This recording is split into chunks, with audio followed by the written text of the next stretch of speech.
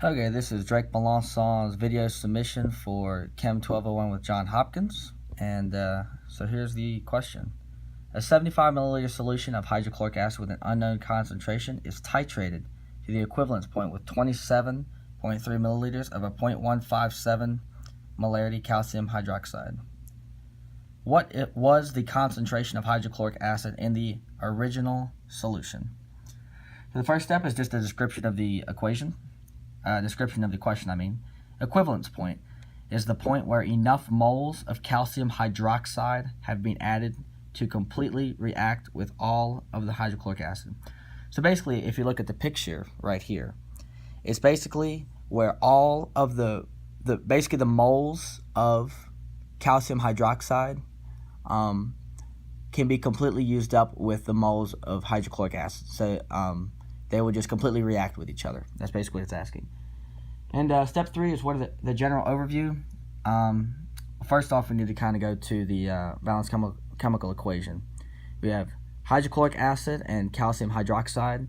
And basically, we don't necessarily need to know what the reactants are, but we need to write out the balanced chemical equation for the sole purpose of knowing the stoichiometry.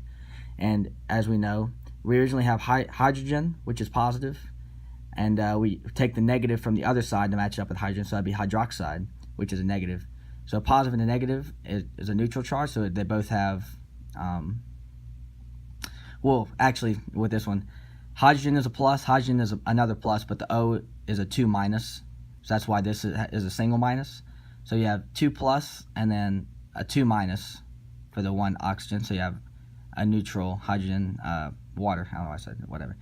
Yeah, and then we got the calcium, which is a 2 plus, and the chlorine, which is a 1 minus. So you do the cross, and then you get calcium chloride, which is just Ca1 and then calcium chloride 2. So that's what you would get over here in the product. That's the word. So yeah, we don't really need to know this, but we need to know for the general purpose of the stoichiometry, and just using stoichiometry, 2 hydrogens, and it's just a whole bit of just balancing the equations out. So the big thing you need to know is you have 2 hydrochloric acid and 1 calcium hydroxide. That's big. So basically, we start to solve the question.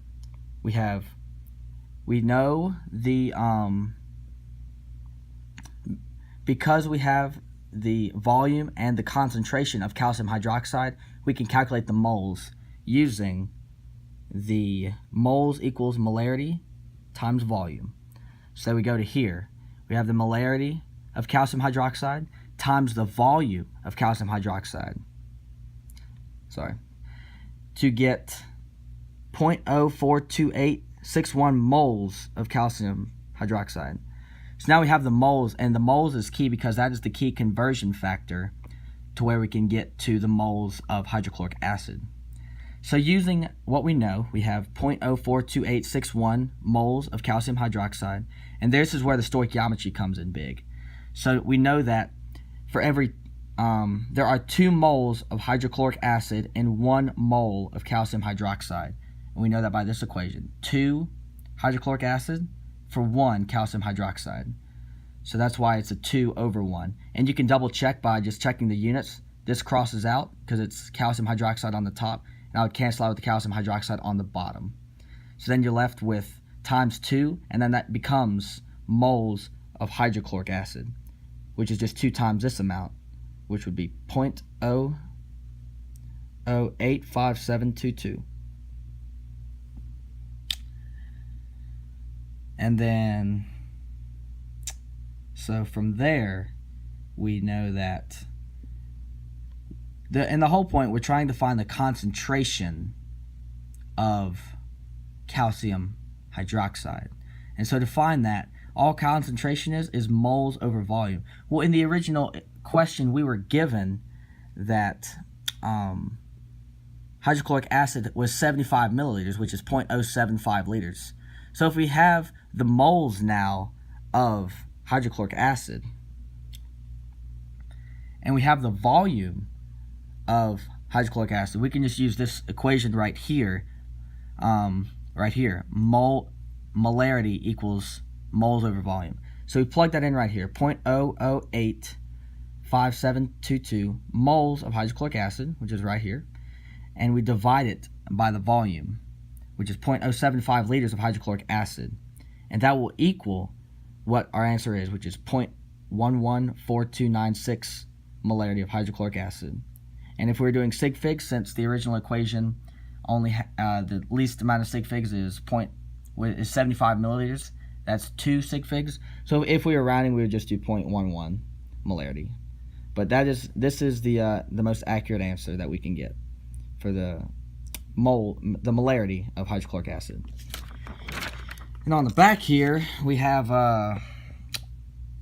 the common mistake. So a lot of students will do M1 V1 is equal to M2 V2. And so if we were to do that, we were to get the molarity of hydrochloric acid times the volume of hydrochloric acid equals the molarity of calcium hydroxide times the volume of calcium hydroxide. And this is, all these numbers are given in the original equation, in the original question, I mean. So if we were to do this, we would just divide by 0.75, bring that to the bottom.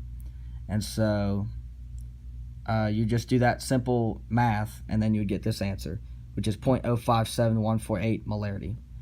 And this is wrong because of the stoichiometry. That was the key part. That was the whole reason we needed to calculate the balanced chemical equation, because just from the balanced, just from the the hydrogens on both sides and the chlorines and the calciums and the yeah, I think that's it. But just using the stoichiometry, that's how we found out that it was key that there's 2 hydrochloric acids and 1 calcium hydroxide, and that's the biggest factor. And that was the stoichiometry conversion we did right here. So that is the biggest mistake. And I think that's it.